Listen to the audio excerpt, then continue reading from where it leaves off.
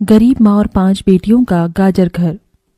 बाबूजी, रोटी बना दी है, खा लीजिएगा, मैं खेत पर जा रही हूँ।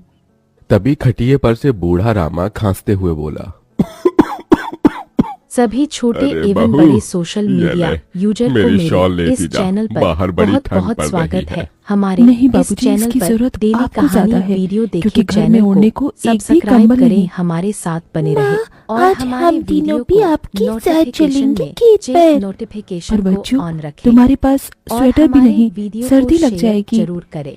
धन्यवाद आप सभी जल्दी मेरे तो YouTube आपको चैनल को भी गुलिया प्यार और दीदी और सपोर्ट करें। तानी दीदी को भी लगेगी।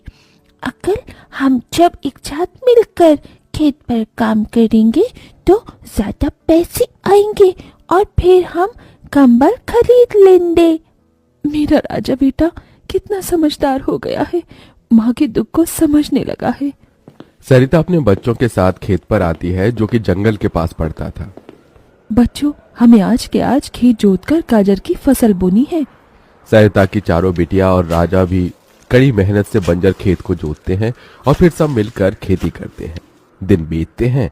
एक रोज जब सरिता घर आती है तो वो अपने पति को घर में जुआ खेलते देखती है। अरे बिरजू, भूख लगी है। ये ले दारू, 2 घूंट मार ले। अरे खाली दारू, इसके साथ कुछ चखना मिल जाता तो मजा आ जाता। अरे देख बिरजू, तेरी लुगाई आ गई। बिरजू को घर में जुआ खेलते देखकर सरिता बौखला कर बोली, अजी, तुमको शर्म नहीं आती? घर में जुआ खेलते और दारूबाजी करते।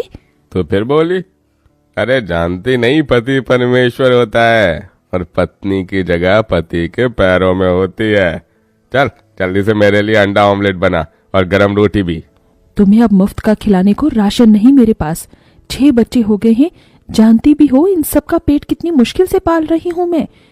तुम्हें तो जिम्मेदारी से मतलब ही नहीं। घर में बूढ़ा बीमार पिता है, तुम तो कमाने गए थे ना, फिर क्या हुआ? आते ही पैसे मांगने लगी। पति ने खाया पिया कि नहीं ये तेरा बाप पूछेगा। नशे में तो बिरजू सरिता से अकड़ते हुए अपनी चमड़े की चप्पल निकालकर उसे बहुत पीटता है। ये ले, और लड़ाई जबान। मैं कमाता नहीं तो क्या इस घर में मेरी इज्जत नहीं होगी? ये ले। बचाओ, ओह बचाओ, माँ को मत मारो पिताजी।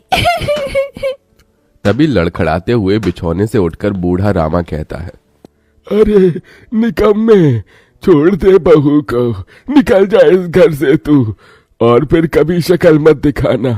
अरे ये मेरा घर है, मैंने बनाया है इसे। बिरजू चला जाता है। तभी रामा रोते हुए बोलता है, अरे जाने कैसे उड़ाऊं बेटे को जन्म दे दिया है मैंने। मेरे हाथों भारी गलती हो गई जो इसे तेरी शादी कराई।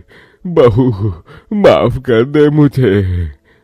पर उस 5 बेटियों की गरीब माँ का दुख इतना ही नहीं था कि एकदम से जोरदार तूफान उठा और झोपड़ी की छत हवा के झोंके से उखड़ कर गिर गई। हे भगवान, इतना भयंकर तूफान! तानी, गुड़िया, अंजू, तुम तीनों सोनी, राजा और मुनिया को लेके बाहर निकलो। मैं दादाजी को लेकर आती हूँ। उठिए बाबूजी। नहीं बहू, तू जा, मेरा समय आ गया है। तुझे उन 5 बच्चियों की सौगंध, तेरे बाद उन्हें देखने वाला कोई नहीं। जा बहू जा। सरिता के बाहर निकलते ही पूरी झोपड़ी गिर जाती है। सरिता छाती पीट पीट कर रोने लगती है। बाबूजी! अरे कैसा निर्दयी है रे तू ऊपर वाले। क्या मिला आखिर, क्या मिला तुझे मेरा घर उजाड़ कर? तू खुद तो अपने घर में सो रहा है और मेरी 5 बेटियों को बेघर कर दिया। जवाब दे, तू बोलता क्यों नहीं? सरिता को टूट कर रोता देखकर उसकी 5 बेटी भी बिलख बिलख कर रोती है। चुप हो जाओ माँ, रो मत। माँ, मुझे जल्दी ठंड लगती है। हे भगवान, इतनी बर्फ गिर रही है, मुझे इस ठंड से अपने बच्चों को बचाना होगा। सरिता सबका दरवाजा खटखटाती है मगर कोई भी मुसीबत में उसकी मदद नहीं करता। हार कर वो अपने जंगल वाले गाजर के खेत में आ जाती है और सब रात भर ठंड से कांपते ठिठुरते हुए बीतती है। माँ, बहुत भूख लगी है। हाँ माँ, मुझे भी भूख लगी है। तभी सरिता की सबसे बड़ी बेटी तानी खेत में देखती है जहां लाल लाल गाजर उगे थे। देखो माँ, हमारे खेत में तो गाजर तैयार हो गए हैं। फिर तानी अपने सभी भाई बहनों को गाजर तोड़ कर देती है। ये लो मेरी बहनों, गाजर खा लो। अपनी बेटियों को ठंड में ऐसे देख उस गरीब माँ का मन अपार दुख से भर जाता है। अपनी इस गरीब लाचार माँ को माफ कर देना बच्चों, तुम्हें ये ठंड भोगना पड़ रहा है।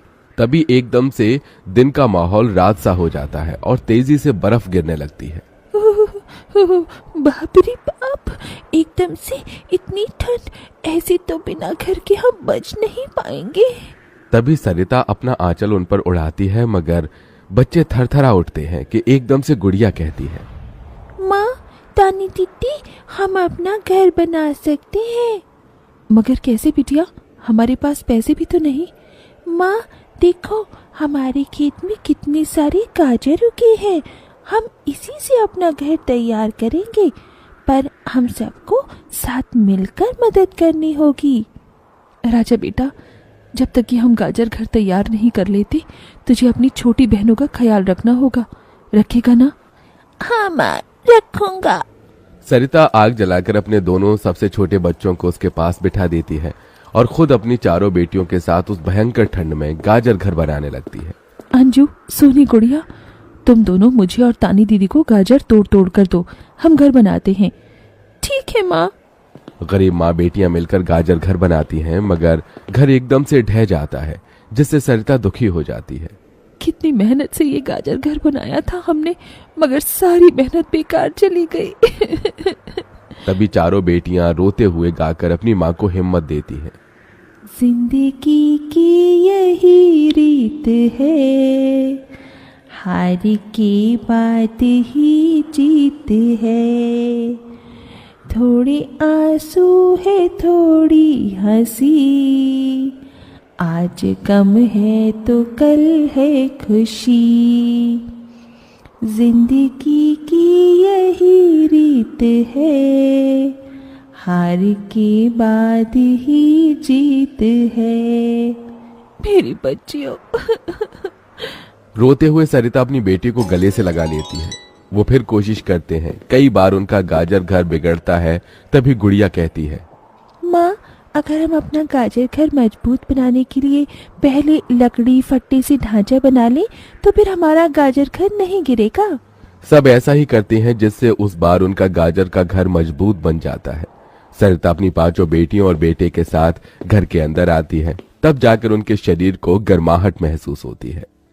अरे वाह माँ, दीदी, आप सबने कितना सुंदर गाजर घर बनाया है, और ये कितना गर्म भी है।